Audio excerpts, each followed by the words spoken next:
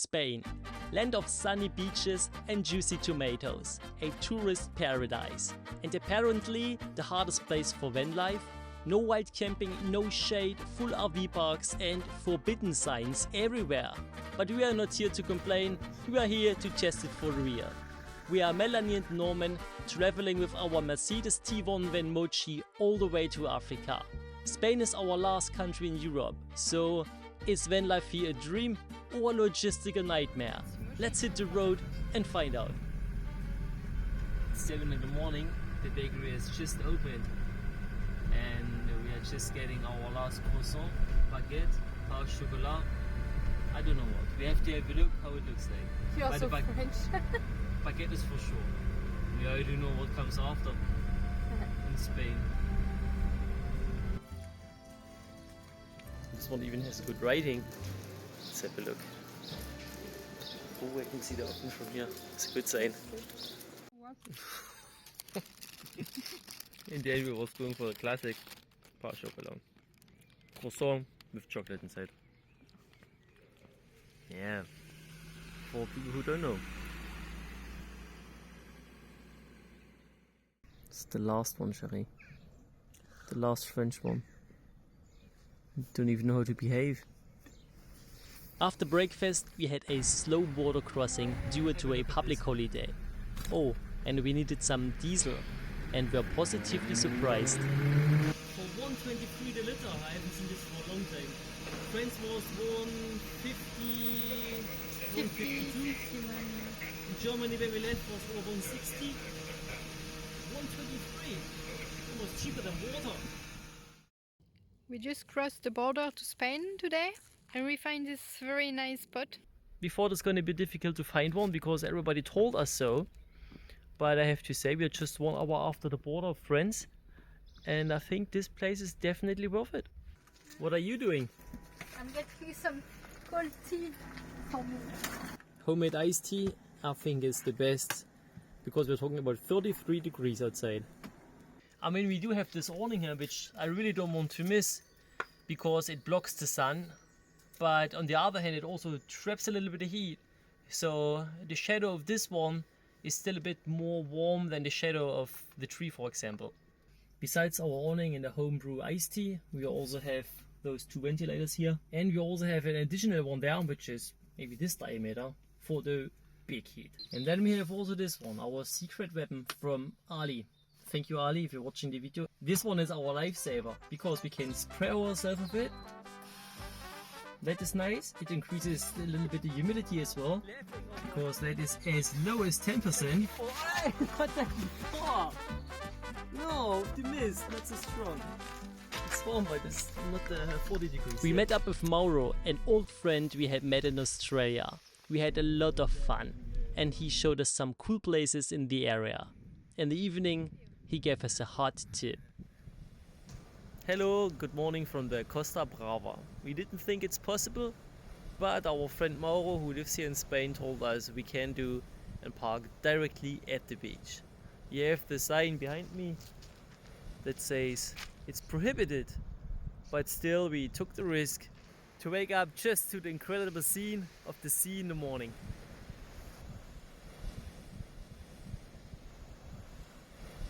It's the beginning of the season, so it's not so busy now, but I can imagine that during the summer it's full of camper everywhere on the parking, and that's probably why there is this sign. People from here also want to enjoy the beach, and if there is camper they can park.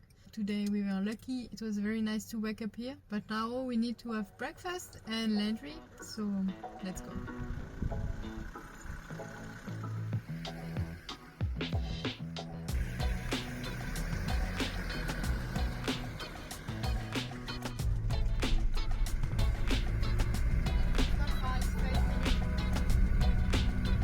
Very full bag. Sunday morning, somewhere in Spain. After doing laundry, we met up with Mauro again. This time we visited a lush forest. This region of Catalonia is very green and we love the freshness in the air. We were spending a beautiful day in the forest. I think it was the best choice we could have made this morning, because there was also a river where we could go for a swim, and during that heat here we could have a little bit of a splash in the water to cool down. It was very good. Now we are going to meet up a couple of friends in the village, have dinner with them. Mochi is not parked very far from here. There's a parking only for campers in the middle of the village, and yeah, we don't have to move anymore today. Now let's see the city during the evening. This is a very old part of this village, and it's like a monastery which was used for 800 years. And I think from what I read it's like built in 1023, so it's quite old, but very nice. I like it. Look at the columns, they look cute. But I think it's time for us to meet a friend and eat something. Oh? Yeah, it's just around the corner actually. We had a great time together and enjoyed a few plates of a local dish called patatas bravas. You can ask Melanie why I'm so wet. We deserve every drop of this water. I think it was not a good idea to introduce the water bottle to make ourselves wet, but we will have it the next 2 years with us. And more. Maybe even longer. We have done really a lot this morning. Now, before we will be going another hour on the road towards our next destination, we will have a little snack from here. I don't know what it is. I asked her, she said something, what she said, Lumish con crema. Cream is always good. So we're gonna have a little snack and then we're gonna hit the road. They look like little croissants. Croissant with cream. With cream. They look more like a deep fried croissant with cream. Yeah. Oh, they're heavy. Yeah. Wow. Oh. They seem to be deep fried. I don't know if I can eat this like I eat croissant. Deep fried croissant.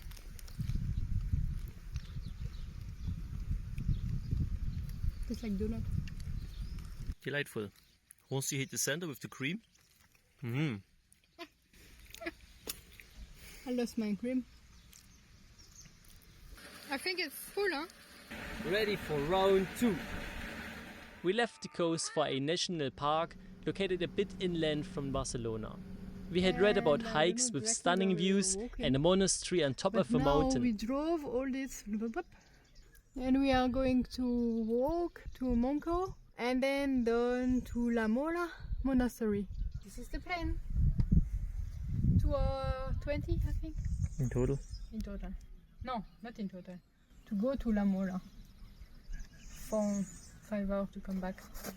We have food, water, stick, and energy. Let's go.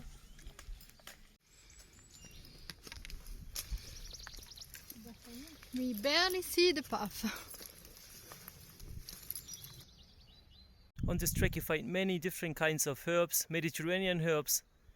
For example, those juniper berries as well. For the people who don't know, these are the berries that go into your gin. You can just squash them between your fingers like that, and then you can smell. They're so aromatic. Very nice.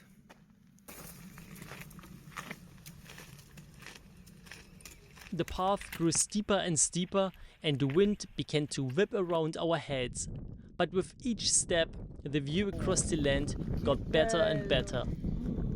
This is a nice overview. Oh, hey, this is super nice. We have left the rocky part of the hill. Now we are going to the monastery, and this way is going through the forest.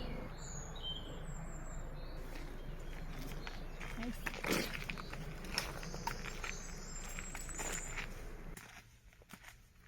We are getting closer to the building there. We are not sure this is the actual monastery, but it looks like it could be this one. And it's still quite far. We probably need another 2 hours to get in there. We are just at the Dragon Rock. Can you see the dragon here? Let us know in the comment. Maybe from the other side you can see the dragon.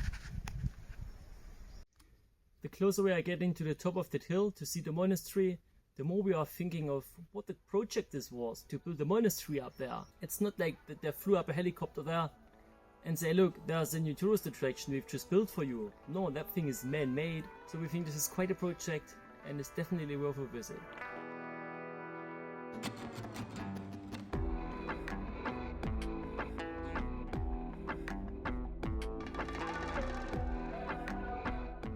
We can see nicely the hill behind you where we were 2 hours ago. 2:20, I think. To go to La Mola. We have to go all the way back. Or is there another way that we can take? I want to take another way, but it will maybe take a little bit more time. But it's always going down. It's way on the top. We should see the inside of the monastery. Let's go.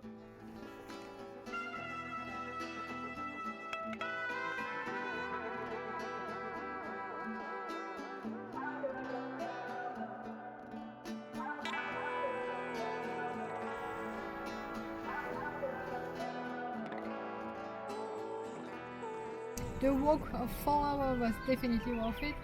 It looks amazing. We haven't seen the inside of the monastery. And look at this view. We don't maybe see with the camera, but with the eyes we can see high buildings. And maybe this is Barcelona.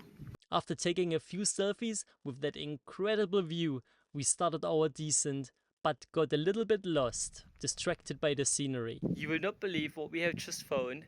We lost a little bit our track. And then by searching for the original track, I saw that there is a water source. And look what we just found. A natural swimming pool, and the water source comes from there. Come with me.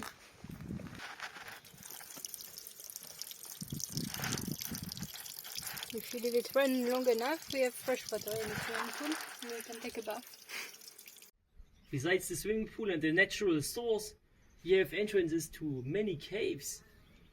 I don't know where they're leading to, but I'm also a little bit afraid to stick my head into this. Maybe there are bats or other wild animals. Oh well. Don't fall. Can you fall? No. It goes quite deep inside. We ended up walking much longer than expected and decided to sleep near the tourist information center. This morning we drove to Villa Franca, and like in many cities in Spain, we found this Aera auto caravan. There are places where you can refill your water and empty your used water. So I think we will maybe stay during the day, but maybe the night we going somewhere else a little bit nicer. While wandering through Villa Franca, we received unexpected news. The Carnet de Passage had arrived 3 weeks early. That was a shock. Now we had to drop all our plans and rush down the coast to pick up the letter in time. Don't miss it, and don't forget to like and subscribe if you love this video. See you in the next one.